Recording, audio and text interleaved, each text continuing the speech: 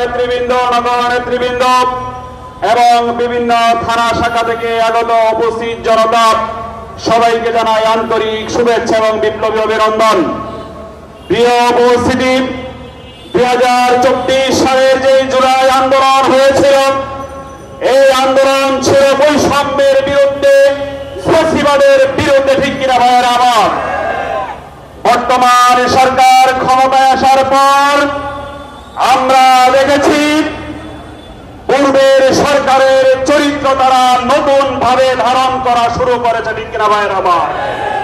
সংগ্রামী উপস্থিতি, আমরা বর্তমান সরকারকে স্পষ্ট ভাষায় বলে দিতে চাই, বিগত ফ্যাসিবাদ সরকারের মতো আপনারা যদি তাদের চরিত্র পুনরায় ধারণ করেন, 24-এর ছাত্র জনতা যেভাবে আন্দোলন সংগ্রামের মাধ্যমে এদেশ থেকে ফ্যাসিবাদ দূর করেছে, তদ্রুপ ভাবে আপনাদের বিরুদ্ধে আমরা আন্দোলন সংগ্রাম গড়ে তুলে আপনাদেরকেও এই দেশ থেকে দূর করার জন্য ঐক্যবদ্ধ হওয়া, ঠিক কিনা ভাইয়ের আমার?